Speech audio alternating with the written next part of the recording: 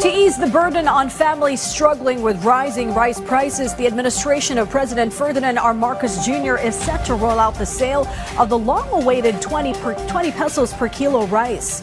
The program will begin in the Visayas region where NFA rice supply is abundant and initial coordination with local governments has already begun.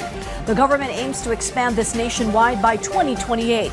Each consumer will be allowed to buy up to 40 kilos of rice monthly, available at Kadiwa stores through local governments and in designated LGU-approved locations. Bilang pagtupad sa pangako ni Pangulong Marcos Jr. ng abot kayang presyo ng bigas, inanunsyo kahapon ng Department of Agriculture na magsisimula na silang magbenta ng bigas sa halagang 20 pesos kada kilo. Ito po ay ipapatupad po talaga nationwide at hindi lamang po ito ang naisin at aspirasyon ng ating Pangulo.